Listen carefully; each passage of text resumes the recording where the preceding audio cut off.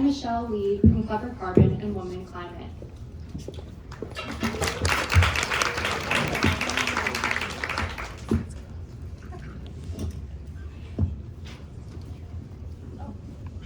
Thought you guys might want to hear me.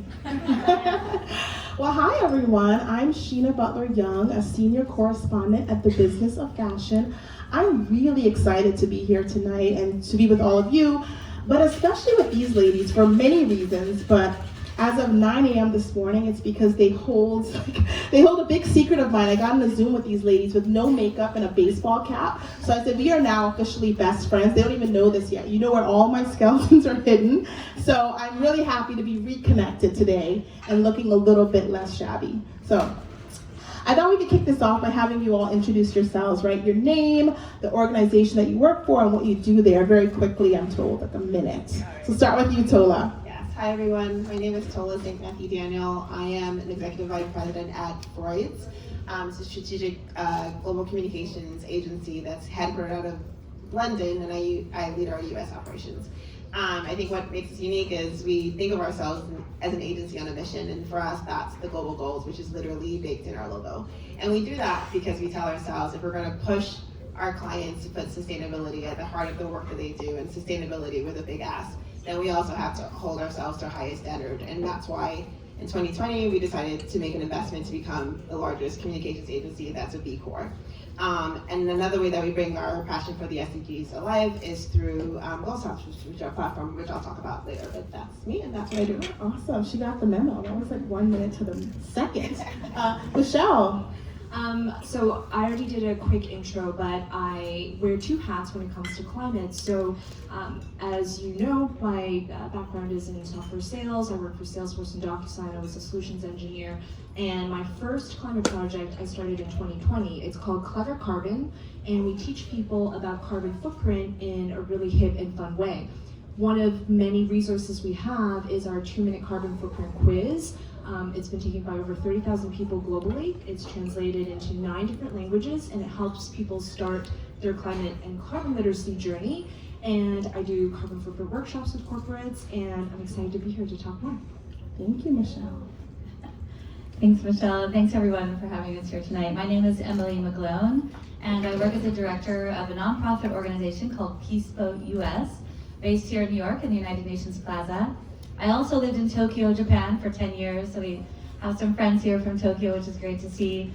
And we started the organization actually in 1983 in Japan, so most of our colleagues are based in Asia. And we actually use a ship, the Peace Boat, to travel the world, visiting about 100 ports of call around the world each year, which means we work a lot with coastal communities, work a lot with local indigenous groups, women's groups, and focus heavily on the United Nations Sustainable Development Goals. So we'll be sharing a little bit more about that later with some photos, and just really excited to be here with all of you and see how we can adapt the SDGs into our daily life, but also to continue building these incredible partnerships that we have here today. So thank you very much. Awesome, thank you, Emilie. Isabelle.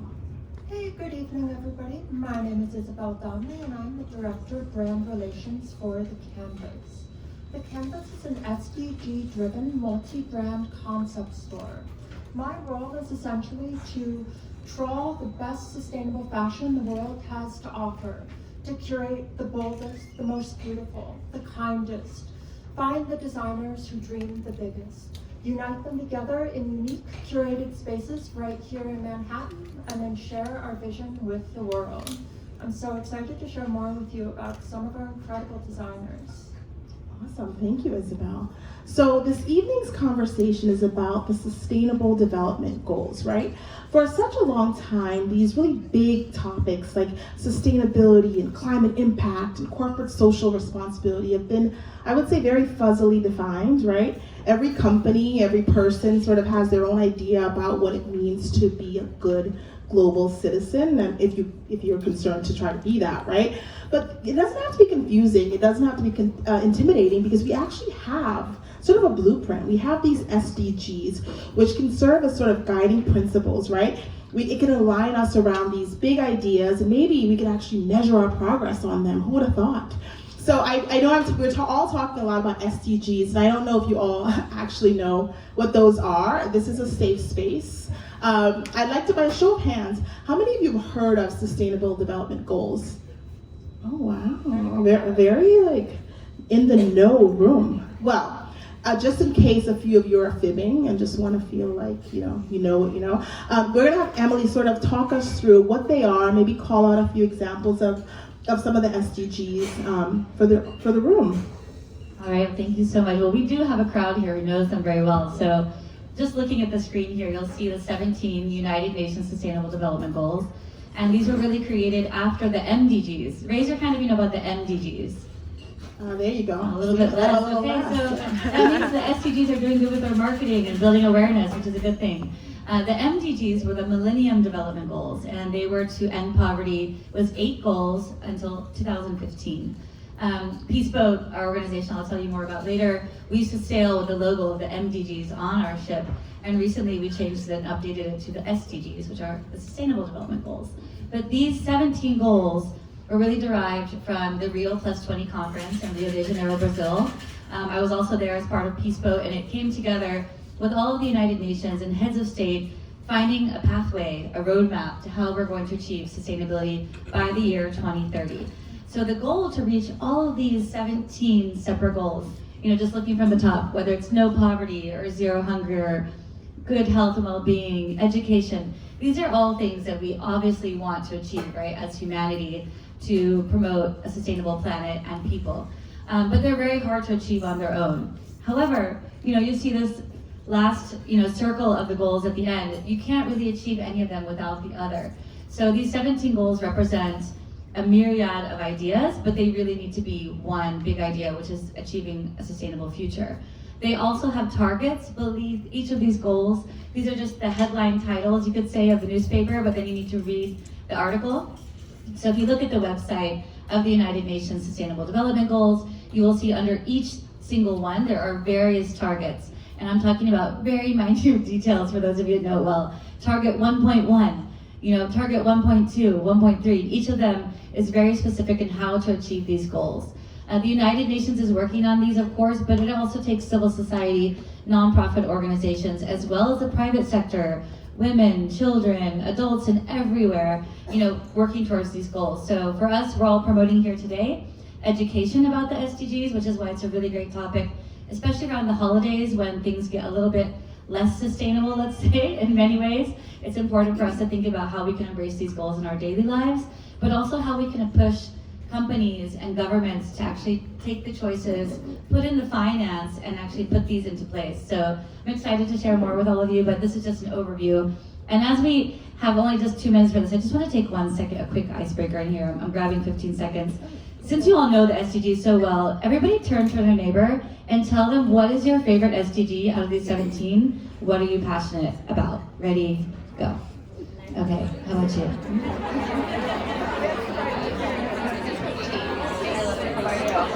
How about you?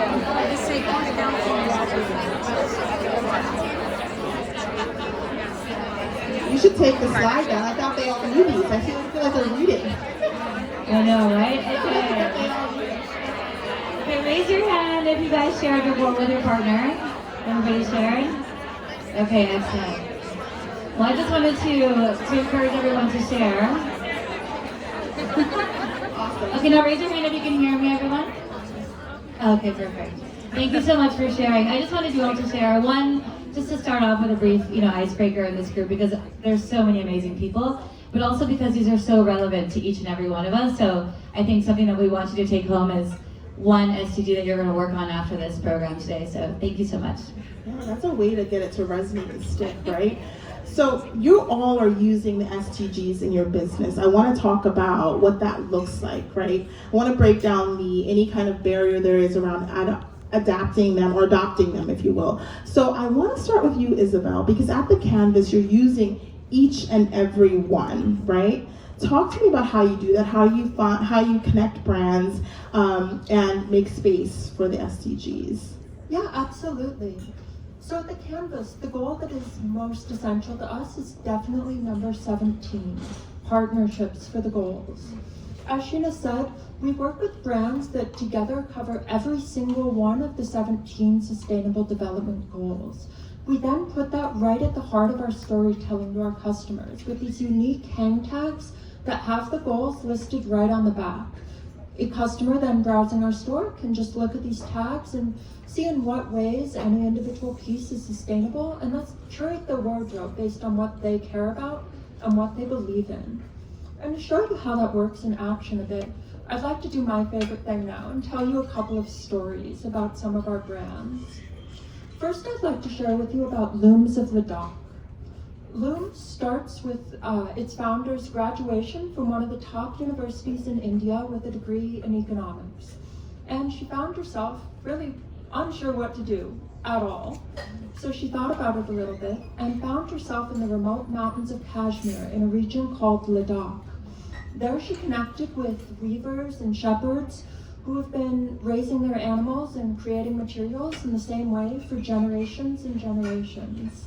Now, the convenient thing about Ladakh is the traditional materials of the region are cashmere and pashmina, two of the softest fabrics in the world. So she started with an incredible product, but then she brought a very unique approach that came from her degree in economics and the unique history of South Asian economic theory. And she created something entirely new that she calls democratic capitalism, whereby which every single producer, every shepherd, every weaver has an equal vote in all corporate decision making and an equal opportunity to share in corporate governance.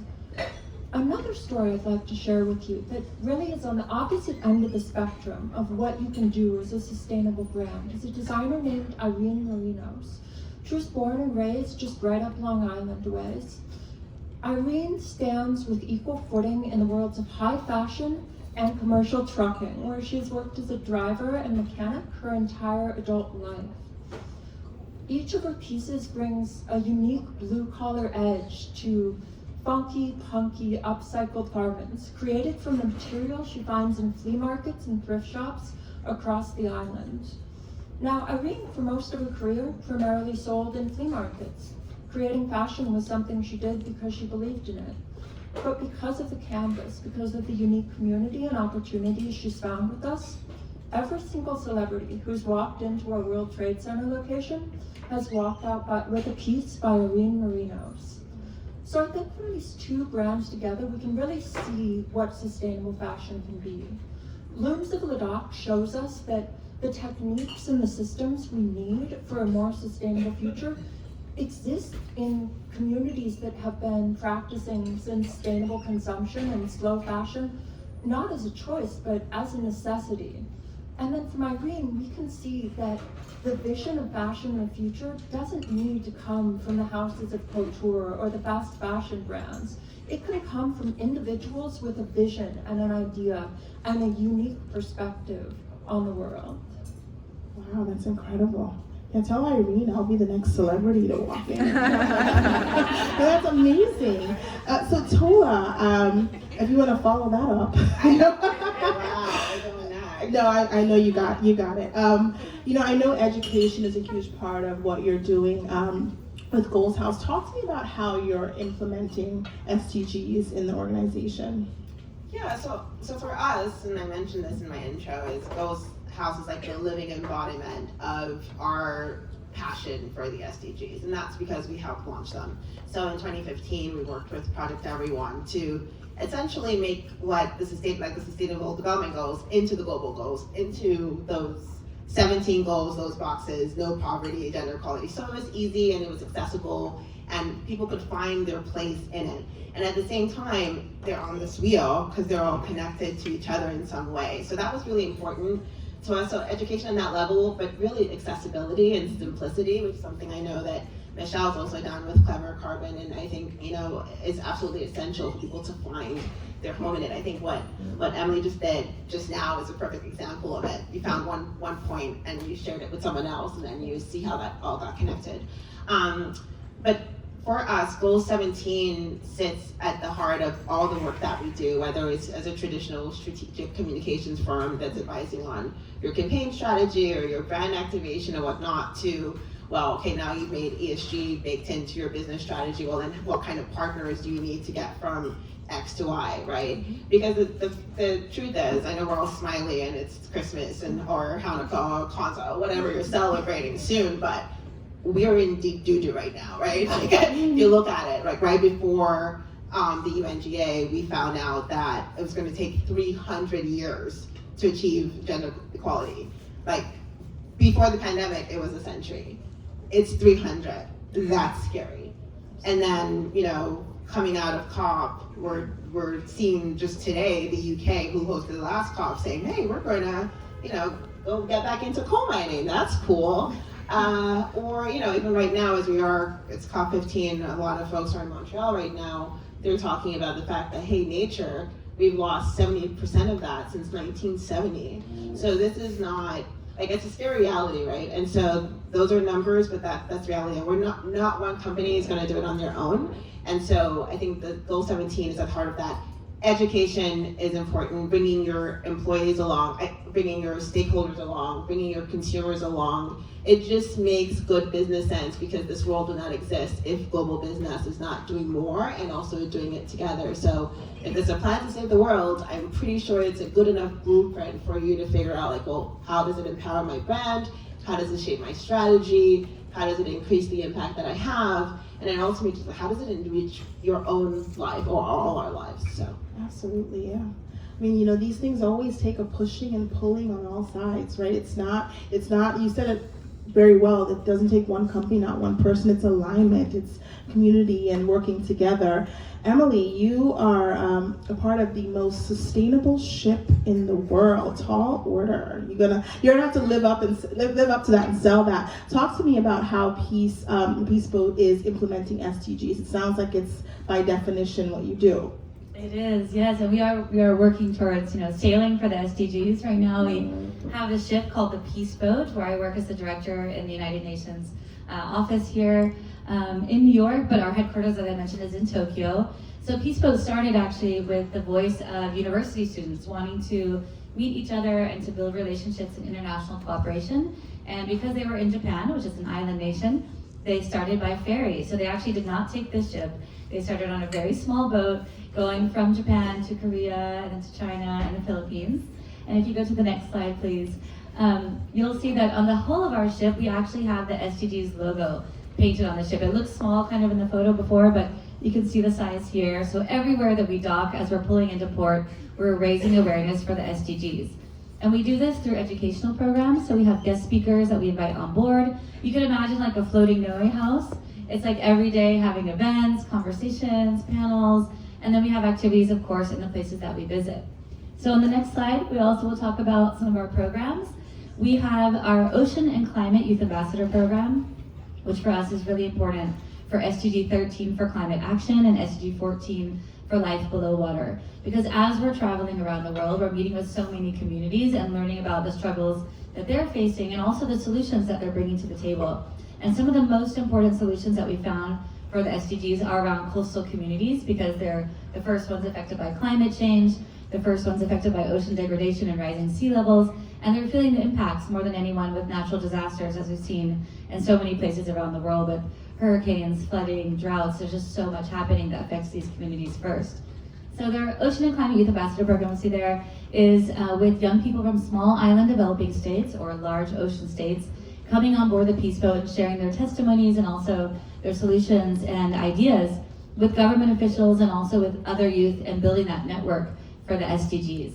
We also then launched a Youth for the SDGs Scholarship Program. So for anyone who works with young people ages 18 to 30, quite a broad range, we invite you to join us as part of this program, or if you want to co-sponsor youth from your organization to join us, we have this program on board all of our voyages and bringing young people together to learn about, first of all, what the SDGs are, how they're working on them in their communities, and how they can work together.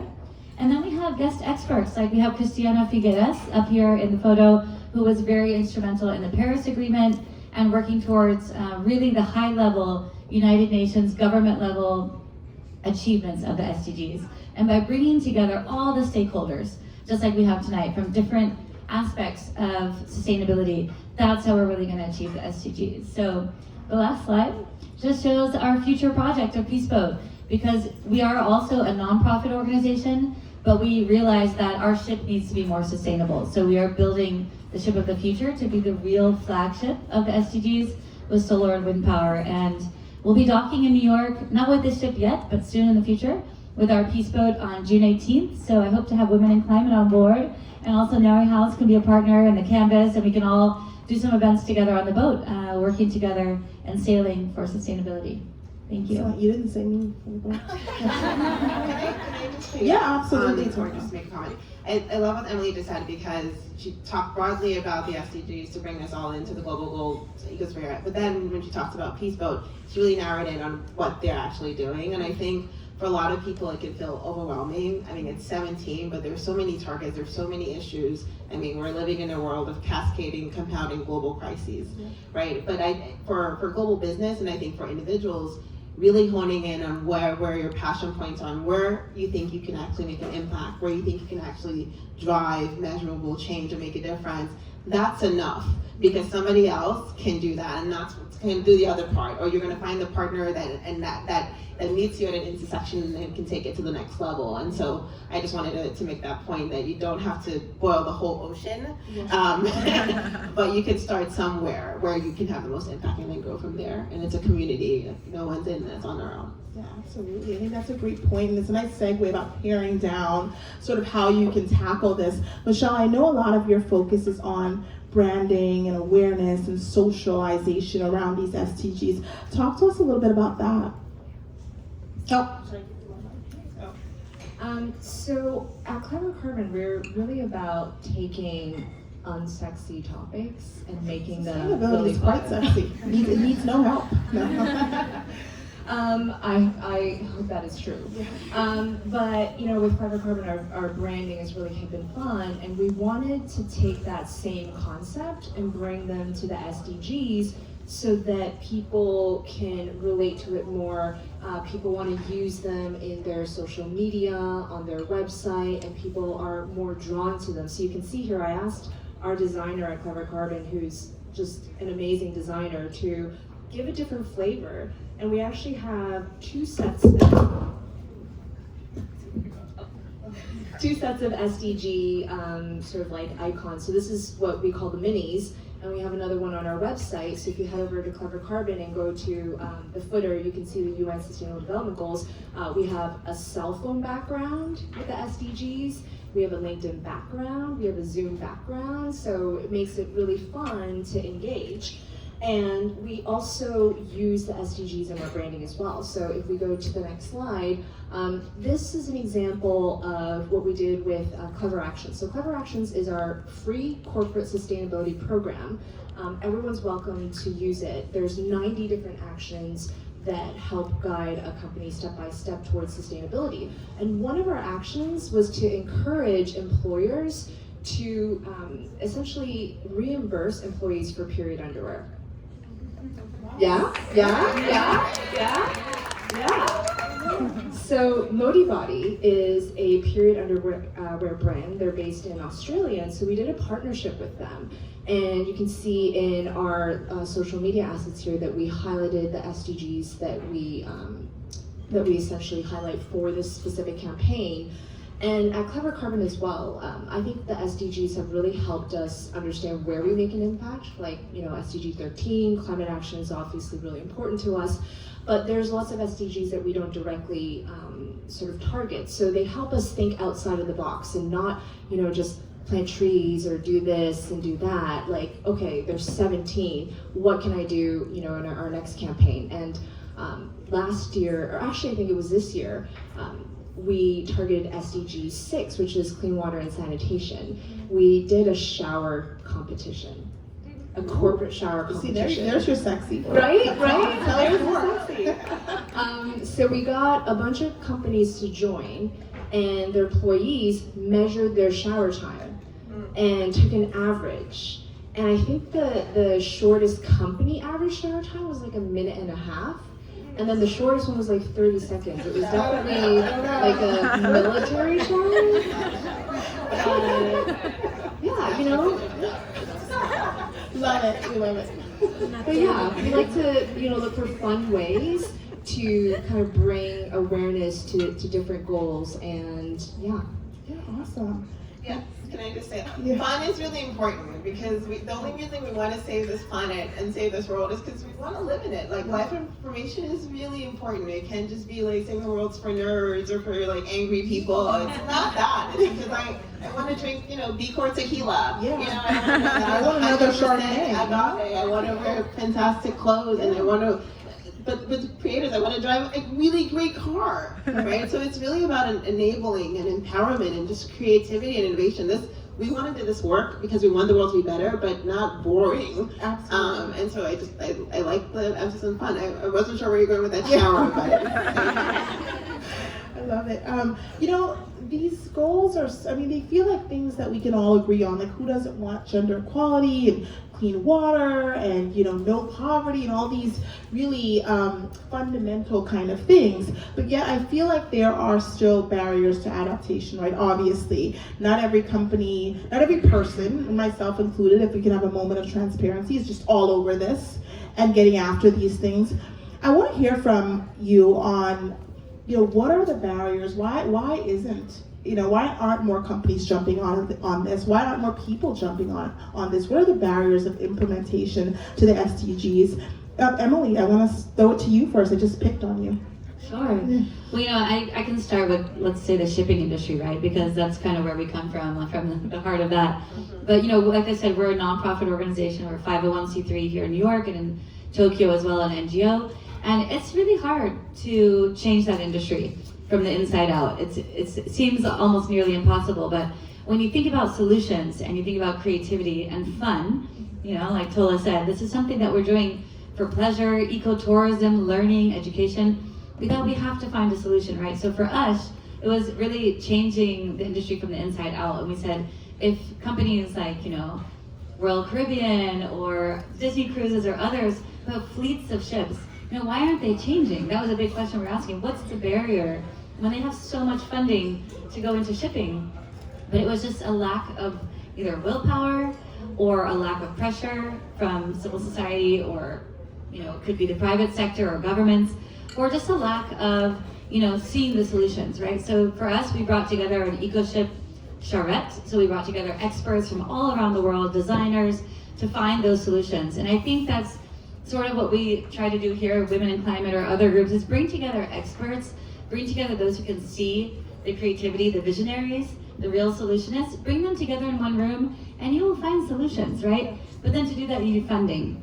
So I think a lot of companies also, they might see a solution, but they go, okay, so I have a plastic cup or a paper cup that's made from organic recycled material. One costs 20 cents and one costs 50 cents. But if they add that 50 cents times 2,000 cups per day, and they choose the plastic cup. We have to change that. We have to put more value onto things that actually matter and take away the value from the plastic stuff that we don't want in the world, things like that. So I think it's also the value chain. I think it's a challenge for funding, but the more we put value on things that are important to us, people will see that and that will start changing the system. So it's important to vote with your dollar during this holiday season. That's what I would say. Yeah, it takes forward thinking, not meeting this moment, but thinking about where you want to be 5 years, 10 years from now with that cup, right? Tola, I know you have some thoughts here around, barriers to adaptation. Yeah, look, we talked about education, so I think we have a long way to go. We're all talking about the SDGs or global goals. Really great number of people that have heard about them. It's almost eco chamber-like, but there's still so many people who've never heard about it. So there's the importance of storytelling. I think the more we tell stories, like my grandma, Maya Angelou said, people might forget what you said, but not how you made them feel. She's not really my grandma, but I feel like she's my spiritual grandmother, but that's really important. So personal connection, storytelling, having people being engaged and being able to connect with each other is really important. So that's one thing. Funding is so critical. Goal 17 is partnerships, but the heart of it, I know those targets, a lot of money.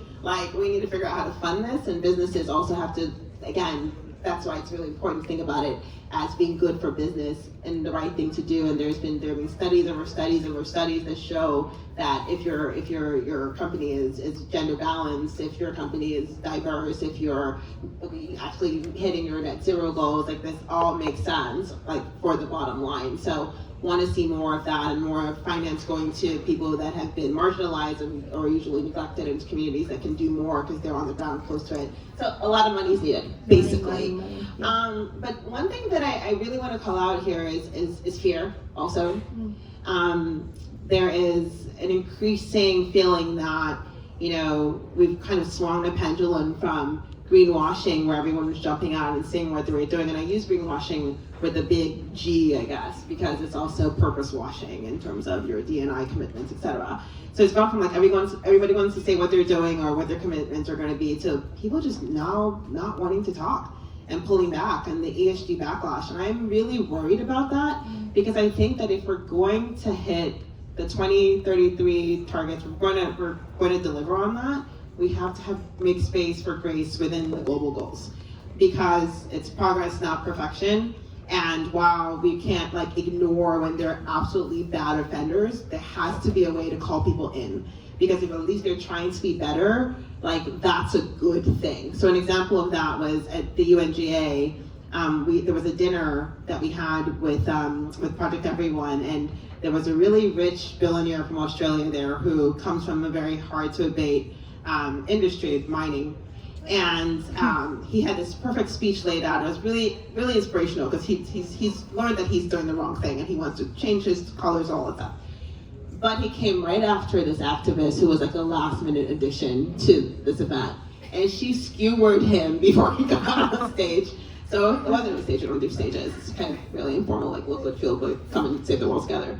But by the time she was done, he basically just threw out his notes, and he got up and he just said, well, yeah, I have nothing to say. She just basically called me out. And he talked about that and what that really meant for him. And after that, he went to meet her and said, I need you to teach me. I need you to guide me. I need you to be the person that holds me accountable. So I'm really worried that if we get to a place where folks are big global corporations, people like Bank of America that are putting $500 billion into transitioning to a low carbon economy, start getting scared to do that and not wanting to show up at these kinds of events or at FT Moral Money, then how do we hold them accountable? How do we know what they're doing? So I would say that, you know, the fear factor is something we really need to make sure that we can navigate and just bring more people in, because we need to do a whole lot more. We need to do a whole lot more together. Yeah, another way to say that, cancel culture, right? Like, we need to, it's about being vulnerable to make mistakes when you want to do the right thing, that you're not going to get it perfect every time. Speaking of time, someone's supposed to tell me how we're doing on time. Oh, okay. That was girl stop. Okay. So the last question, I wanted to kind of tie this together on a forward-looking note, right? I want to think about the future and where things can go. And I want to start with you, Isabelle. If you had things your way as far as the SDGs and where we need to move as a community on those things, what are your big goals? Where would we go? So I think when I look around at sustainability, especially within fashion, the solutions are out there. But people with the solutions aren't necessarily connecting up together. So for example, Looms of Ladakh, they have really figured out how to scale up production without some of the sophistication or the mechanization that you might expect. But then I have another brand called McGlone, based in Peru, also doing knitwear, but with alpaca, which is much more affordable, much more accessible. They have a fantastic product, but constant problems with production. So the opportunity really is to connect up brands like Looms of Ladakh, brands like McGlone, and fuse together that really intentional and intelligent production process with an incredible and accessible product. And opportunities like this exist all across the fashion industry. Fashion right now is one of the most polluting industries in the world, but unlike some of the other industries on that list, we already have the solutions. We just need to work together better to implement them on a more universal scale. Awesome. And work together, important theme. Emilie, if you had it your way, big goals, what will we be accomplishing in the next year or two? Well, I think we have a lot of work to do. We have some catching up to do over the past 2 years. That's a big one. So I think if we could have the ideal world right now, just everybody taking one step every day. I do it for myself as well. Try to be more sustainable in the little things you do at home. You know, carrying your own shopping bag when you go to the grocery store. It sounds very cliche, but it's something that we really need to do and think about. Reducing your own plastic waste at home. trying to just choose even food at the grocery store that's not, surrounded in styrofoam or plastic. I always try to just grab fresh veggies, and taking those little steps every day helps you see the impact of the waste in our daily lives, but also can help on a greater scale. So I just say everybody take 1 or 2 steps every single day, and you'll feel the difference when your community starts to get together. Absolutely, small steps in the right direction. Michelle. Yeah, I think, we just need to get started somewhere, and we don't have to be perfect. We can be imperfect. And if you go to our Clever Carbon website or Women in Climate, you'll see we have a little web page that talks about how we use the goals. Like, as a company, maybe in a team meeting, just take 5 minutes to review that together. We also have a Google slide deck that goes over the goals and how businesses are using them through our Clever Actions program. So you can use that deck, it's free, and just kind of get started and do it. Awesome. Tola, bring us home. No pressure, no pressure. Look, I think it's, first of all, looking around this room and all the women in this room continues to inspire me every day. I think Michelle was talking about being in Sharm and at the Women in Climate dinner. It was fantastic, and to me, that's what it's about. It's about community. It's about connectivity. It's about that exchange of ideas, and it's about doing it together. And doing it fast, doing it well, failing quickly, learning from it, doing it again. It's all the things we said. It's grace, it's pushing for progress, it's the little steps, it's the big steps, all that. But I think the community part of it, and more women doing our part in it and finding ourselves in climate action, I think will get us there. So I'm inspired by that. Awesome, thank you. More community, I love that as a note to end on. Thank you all, thank you, my new best friend. And thank you. Thank you. Thank you guys.